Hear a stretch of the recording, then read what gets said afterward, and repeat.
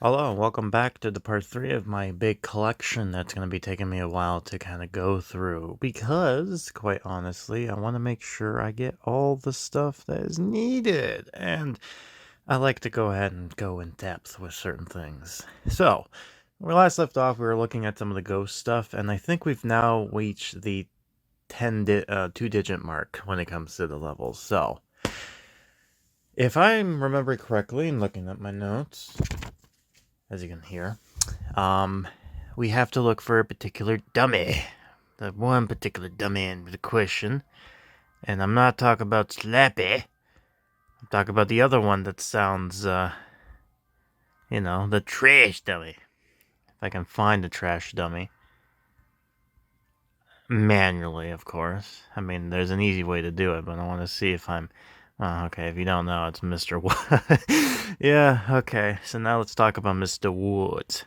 Now, Mr. Wood is interesting with the book he came from, due to the fact that a lot of people, I mean, it's probably a known fact now, but a lot of people don't know or realize that Mr. Wood was the main character to Night of the Living Dummy, and Slappy was the second guy to come out of it. And, oh, there he is right there. Let's see where he was. Oh, well, you know, he's right over there next to Evan's place. Yeah, so this is where he is. So, Mr. Wood. So, Mr. Wood is the brother, quote unquote, to Slappy, rivalry in between. And he is, as I think I mentioned this before during the past, that he is really evil. Like, Slappy has this tendency of, like, I hate people, but, I care for you monsters, right? Like, look at the statue over here, for example. Okay, so, like, this is Slappy, right? Piles on dead bones of human beings, right? Sitting on the skulls. But then look at Mr. Wood. He sits on the bodies of monsters as well. So not only does he hate humans, he hates everybody. He is the most evil thing you can think of. And to the point where he almost tried killing a kid and the dog. It's quite quite a character, Mr. Wood. And yeah, he only appeared once. He has been mentioned back in the 90s a little bit, but basically he no longer exists, right? He died first off. Slappy took over. Slappy's the main star. Everyone knows Slappy, right? Not Mr. Wood. Rip in peace. Now, what's funny about Mr. Wood's design is that I don't know if this was inspired by it, but I wouldn't be surprised. In the again, I can't remember his design of what he originally was, this according to Stein's work in the beginning of the book. But according to a recolorization of the Goosebumps graphic novels, they added the Night of the Living Dummy art. And the artist who did that actually posted some pictures of it on their site. Now, she actually drew Miss Slappy and Mr. Wood. Mr. Wood had a particular look to him, and he suspiciously looks kind of like what Mr. Wood does here, minus the face that kind of resembles that to Slappy's. I believe this is the main point with him, to kind of collide with one another. So I think the inspiration must have come from that design. That's my guess, but I could be wrong. But hey, that's what I think. So we should see about that.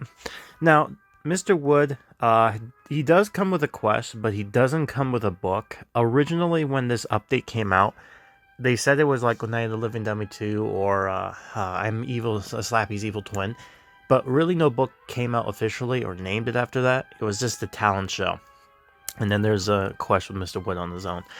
The reason for this, like I've explained before, when this happened, the main lead art designer left, and that resulted in having the issue that we have now. Or we did. So this ended up coming to fruition, and that's that. But he comes with I believe, the Amphitheater. And as you can see, he comes with a bunch of other dummies with him. I believe this dummy is the same one as the other ones. It just increases 90 and whatnot. And basically, the story in the game pretty much closely resembles that to the actual original book with the talent show and him puking all over the place. But what's interesting about this particular one is that the story main character was two twin sisters. In this tale, it actually was a different character, but I won't mention him in this part because although he's an official character added to the game that you can buy and is needed for this quest, he technically didn't appear in this update. He actually appeared in something else, which I was going to include later on. He's in one of the events that I'll mention, but I digress.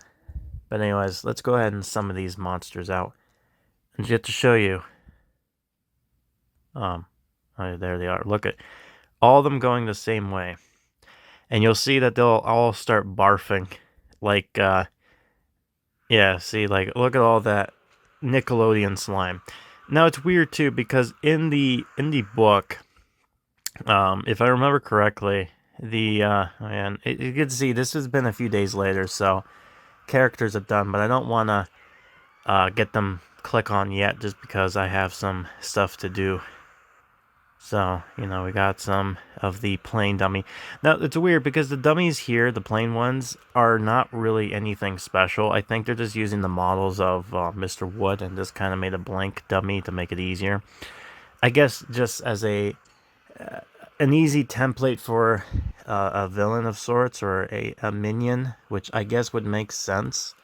I mean, I do like the idea of these template dummies that I guess you can just make into whoever by putting hair and whatnot. So, again, I do like the creativity they do with this. So, anyways, they're done here. So let's just click this. Not get an award, or maybe we did, but we didn't see it. And now let's click on Mr. Wood. Now, he has a few quests. Have an outburst of anger, ride a radio flyer wagon, which is weird. I didn't even know that was what it's called, but whatever. Get some blob, find ghostly remains, doing toilet prank, paper prank, knocking angrily, dancing, hide behind bushes. Now, although I would love to do the knocking angrily and having him rage and get me my mask mutant, I kinda miss the fact that Slap Mr. Wood got some smooth moves. This is one of the dumb animation quests you got. Like, look at this. Oh yeah, look at that dummy dance. Oh, you thought Slappy had some moves. Nah, Mr. Wood, he knows how to do it. Look at him. No one can compete with the dummy. Yeah, smooth moves there, Bone. Right, so that's some fun stuff that's going on here. And, oh boy. We go from some excitement. Now let's go for the boring ones. And I know, I'm sorry. I don't mean to kind of egg on with these two, but my God. Let's talk about the first one. Let's talk about Brooke. Oh, and she's scared, of course. Brooke is one of the original characters that were created for this series. She is the particular of the nerdy girl arc kind of deal. And what's interesting is that her whole role is to be an assistant towards Ricky Beamer, who we'll talk about in some later part. And she actually has a fall in love interest with him. I don't know. I think, yeah, no, they both are in the same. I was just trying to debate whatnot. So she was introduced within the book of the blob that ate everyone. Although technically she wasn't in the book, the blob that ate everyone.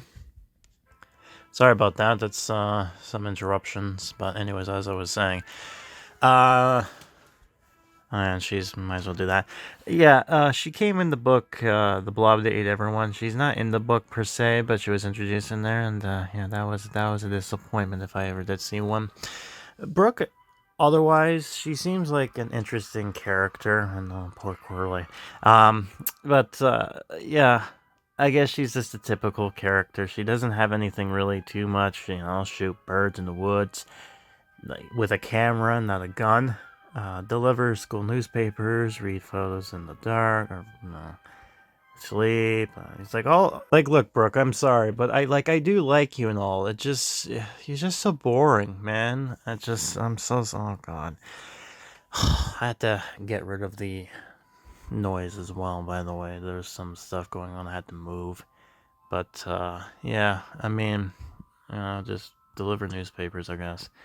Not much. I mean, I wish there was more exciting things with her, but not really. I mean, they kind of add her to some other books, but nothing too exciting, unfortunately. So, let's go to the next boring one. Eric. Now, Eric, instead of like Brooke, like he's the nerdy kid, right? There he is. He's the comic book nerd. Let's put it that way. And I kind of prefer. I like him because they developed his character a little bit more than they did with Brooke.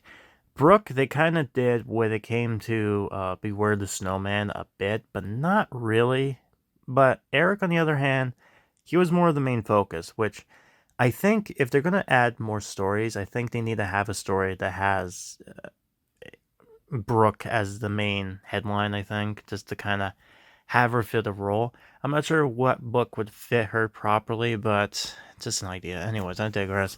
So this is Eric. Eric is not only a nerd who likes comic books, but he's also a bit of a genius. He has the craft abilities to make a lot of interesting mechanical things, and this would later on get the attention of somebody in particular that I will mention in this video. Don't you worry. But besides the point, he does get featured into the Blob to aid everyone, unfortunately. But one thing that's important is that Eric also is very highly important for a lot of the quests. Namely, there's one in particular where he gets to meet his idol, the Masked Mutant. And that was a fun story indeed. And I really do like him. He has his own mutant boy persona. So, just really love this stuff, getting ready for the alien invasion. And, he's basically a typical nerdy comic book geek. And I really do like him. He's a fun character. He is probably one of the more interesting of the two characters if I had to pick one. Unfortunately, I'm sorry, Brooke, again. But honestly, you can't go wrong with this kid. And hopefully in the future, if this game does come back, that Brooke can get more fleshed out. But I digress. Anyways, we have stuff like, getting ready, patrol, neighborhood, all that stuff. So, you know what, we're going to have patrol and ride his scooter as the mutant boy. There he goes.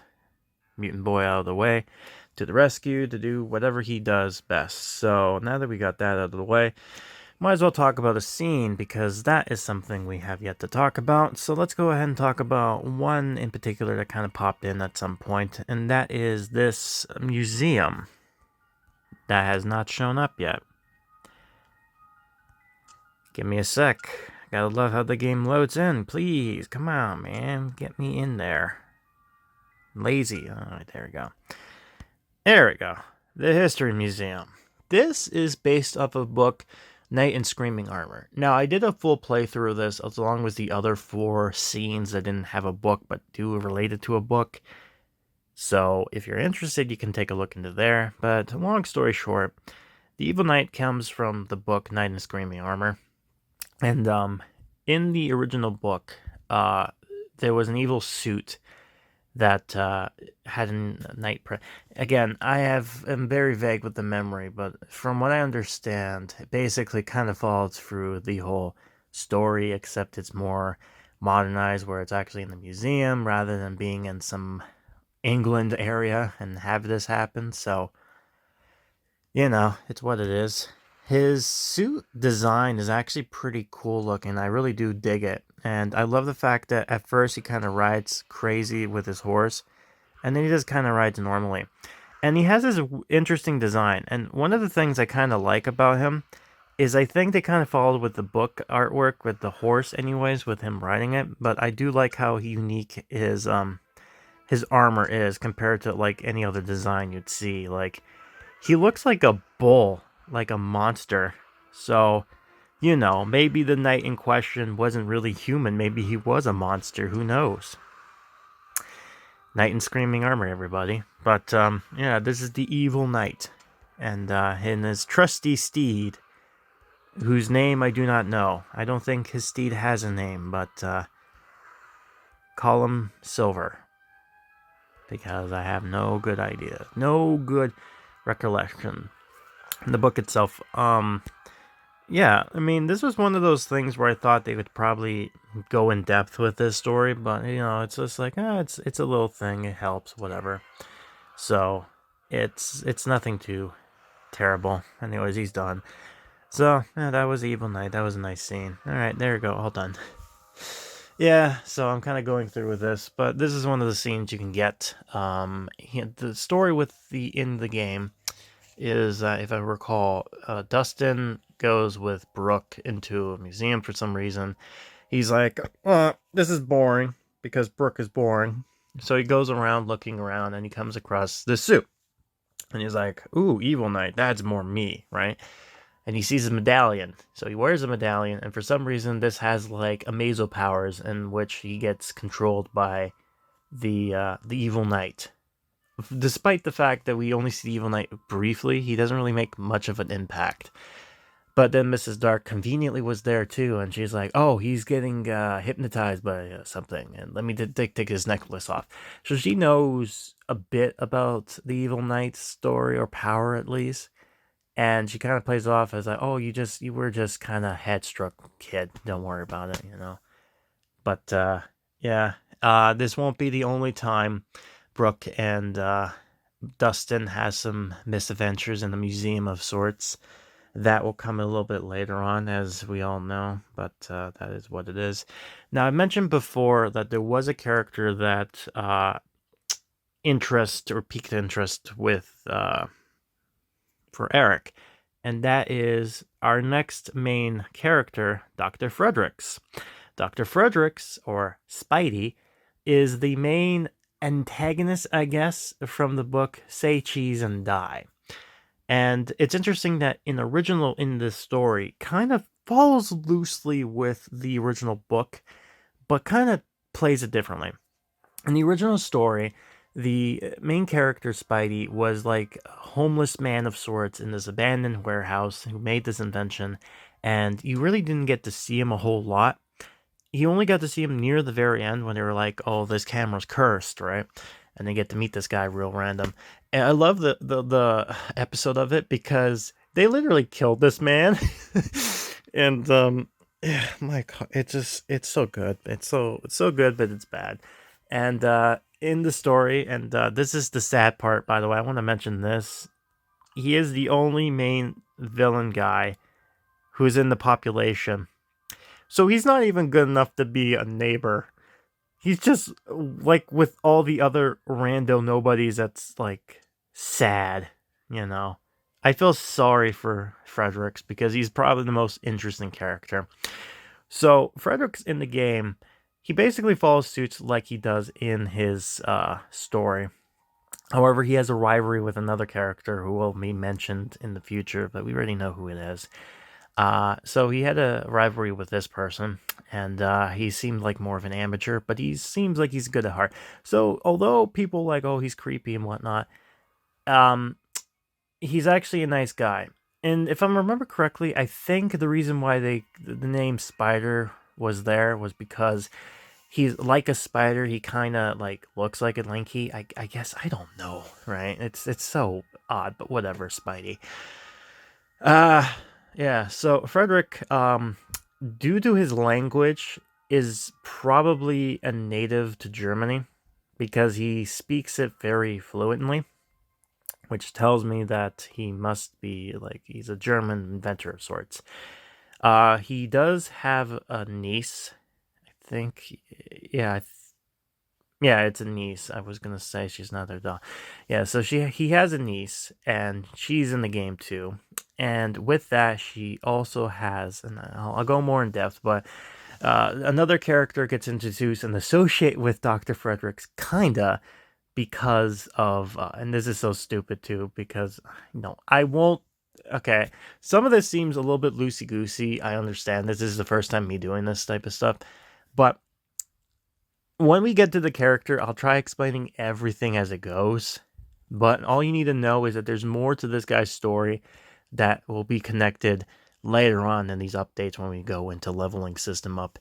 So Spidey himself doesn't really have much as far as animations and whatnot goes, he is very interesting in the character design wise, and I do like him. I do like the goggles and everything like that. And it's really nice to see that we go from a antagonist villain to actually being a good guy of sorts. And Eric ended up enticing Fredericks because of his inventions, and he's like, wow, this kid's actually pretty smart.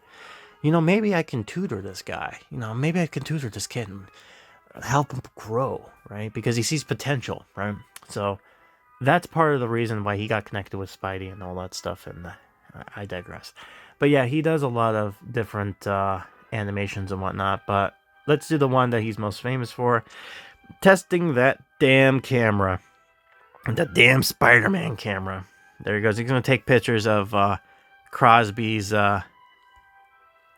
bar. I think it's running out of business. It'll be like, oh man, it seems like this is all worn and run down. I wonder why. Man, Frederick is just taking pictures of that damn thing. Alright, so let's talk about another character that got introduced during the Say Cheese and Die Pit story. And that is Chuck. Chuck. Chuck is a very weird kid. He's very interesting. He has a big imagination. And he's very creative type. He's also, as you can tell, a very big boy. He is one of those, he's an odd character. He's a weird kid. He's not the typical fat kid, if that makes sense. But he's certainly an interesting character. Let's put it that way. And one thing that's interesting about him is that he actually ended up getting his story more fleshed out. Because he was associated more so, although he was introduced in the camera dead thing. And he only goes mentioned briefly. Believe it or not, his more in-depth, fleshed-out story was associated with the Jungles of Doom, which that will be something I'll mention when we get to that. In that story, I probably should hold off until we get to that point, but nah, whatever.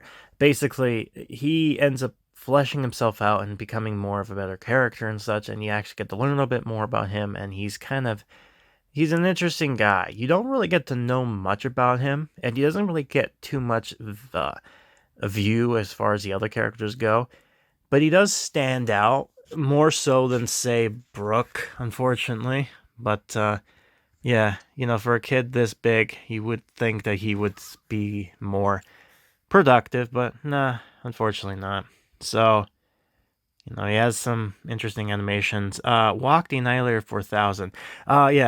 Speaking of this, one of the things that I think I mentioned was the fact that how this kid was like, oh, wow, Mom, thank you for giving me this cool new toy, right? Like, he got the newest toy that's, killer robot thing right here compared to everyone else is playing with a smaller, dinky one.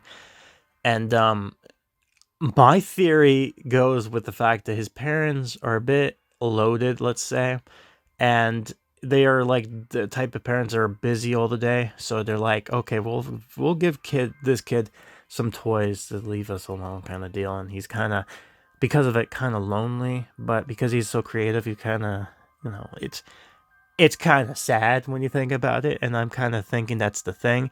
Also, he has this weird thing on his shirt that looks like a cat, and I kind of joke that it may be a Garfield shirt, because why not? Me and that orange cat, my god, too much, but I digress. So we got that stuff out of the way. Okay, so let's go ahead. Let's see how fast we can do this and see where we can end it off. So now we're going to go to a character that's been kind of shown off since the very beginning, and it's quite interesting. It's the Dr. Brewer. No, I should say Dr. Brewer's clone, because this isn't really Dr. Brewer. Whatever happened to him, really? I don't know. But this is the plant monster version of him. Dr. Brewer is from the story Stay Out of the Basement. I wish I can use that quote, but I don't want to get copyright. Apparently, it just keeps on muting it, so... But you know what I'm talking about. The Stay Out of the Basement story. Regardless, Dr. Brewer, he looks exactly like he does in the episode that this is based off of 100%, especially with the S logo hat thing. I think in the story it was described as him wearing a certain baseball team's hat, but I guess for legal reasons, they decided to kind of put a S there, and it was like, yeah, good enough. Good enough. So the story goes with the stay out of the basement is that Dr. Brewer, the Brewer's kids noticed that their dad was working on some stuff downstairs. He doesn't know what, but he kind of does plant work or biology, whatever you call that, lobotomy, I think. I don't know. The study of plants. But anyways, he kind of does this thing and made this experiment. And the kids don't know it, but it turns out it's actually cloning of using plants to cause, a they live scenario, or the body snatchers kind of scenario. But anyways, this clone kind of takes over. The family acts kind of normal, but the kids are like, oh, Dad's acting weird. He's doing this weird stuff. He's making us eat these weird shit. And it starts to turn out that the dad's not really the dad, and it just kind of goes all creepy, and it just gets so weird. And very interesting, too. Dr. Brewer's clone, by the way, and this is interesting. The last note we saw of him was actually in Goosebumps Dead of Night. He actually appears as a character along with his daughter, which I won't spoil into what happened to them, because I'm hoping to play that game. And when I found out what happened, I'm like, oh, I'm gonna have to try to recreate that reaction, because that really just made me go, ooh. But I digress. So yeah, he has a bunch of plant monster stuff, and as plant monsters do. And he is the type of willy-nilly, I love plants and whatnot, and if you dare touch the plant or cut a tree, he will end you. And so he's basically that kind of character. And oh, I lied. Actually, I lied. There was some small development with Brooke, and that was something to do with Dr. Brewer. They ended up seeing she sees her being somewhat of an interesting, because she takes pictures and whatnot, and she seemed interested in his studies. But unfortunately, she just went down to the basement where he wasn't there, and thought she was going to the dark room, but it wasn't that.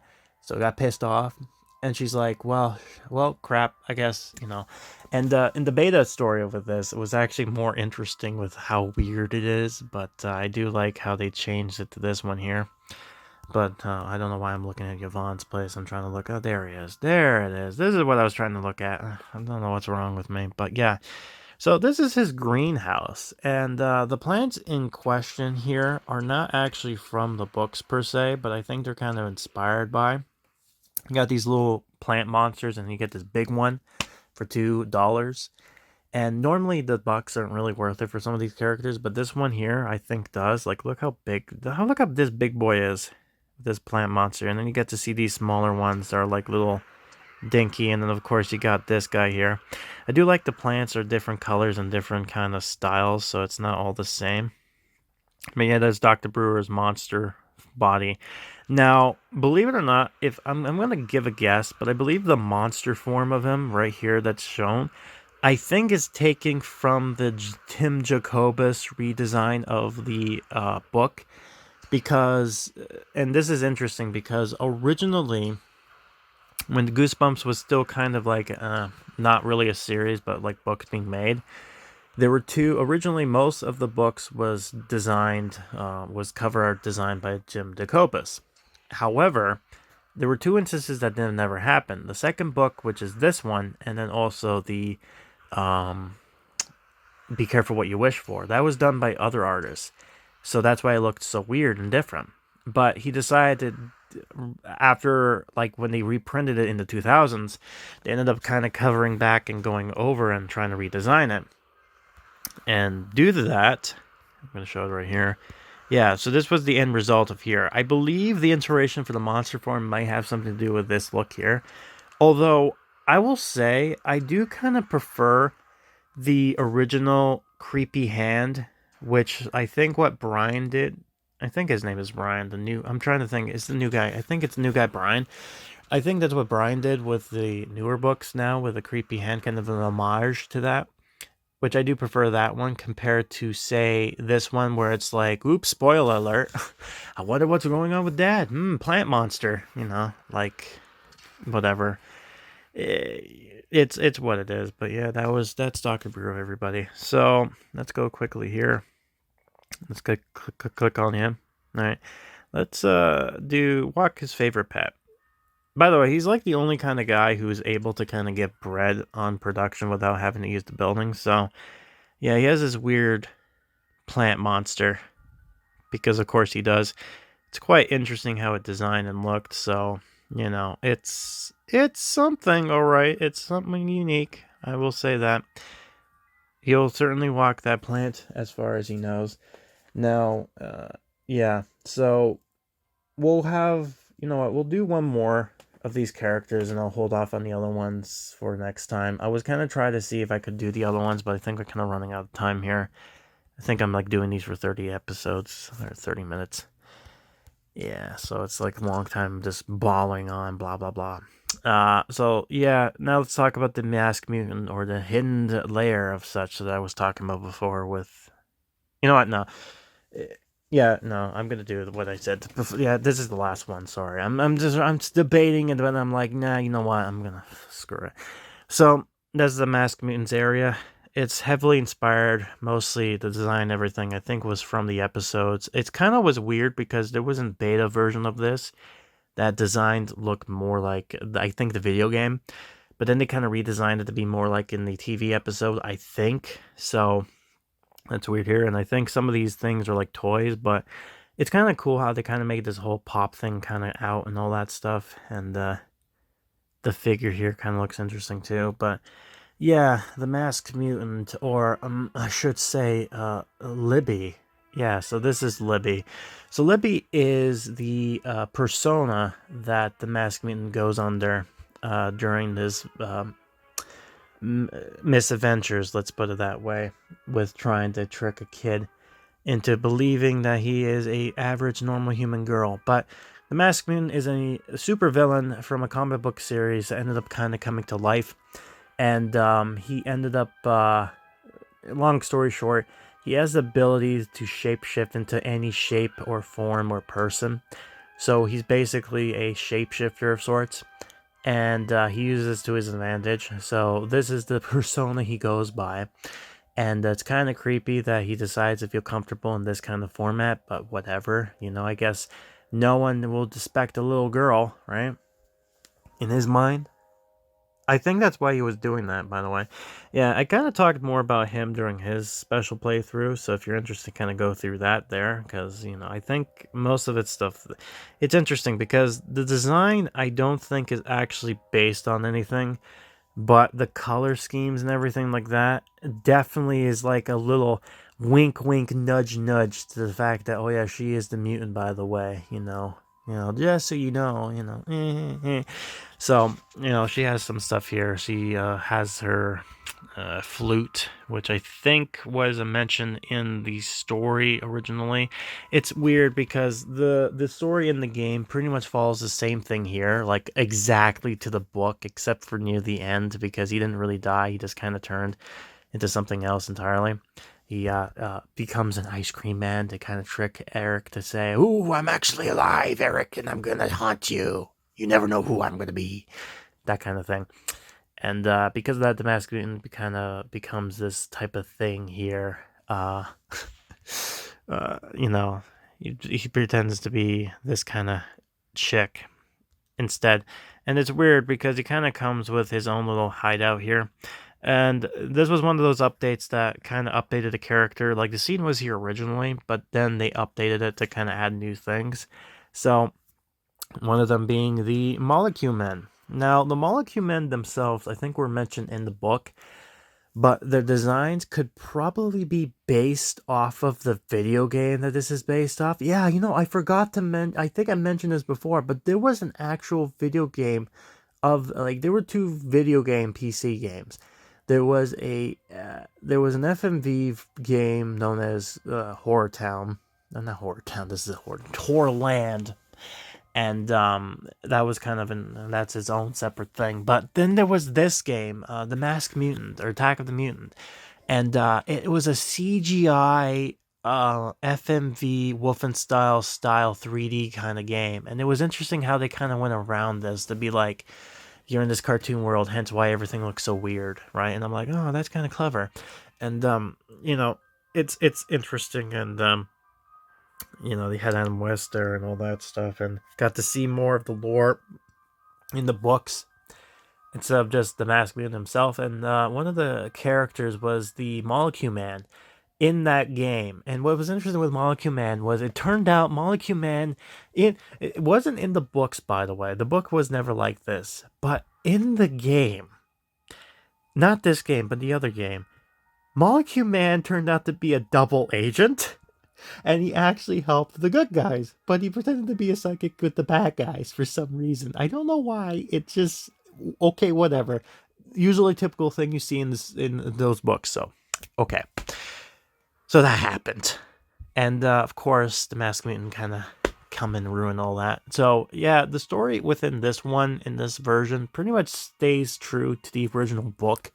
So nothing really changes there, except for maybe near the end of the fact that Eric is the new character instead of I forgot what the kid's name was in the book, but it was a really weird name.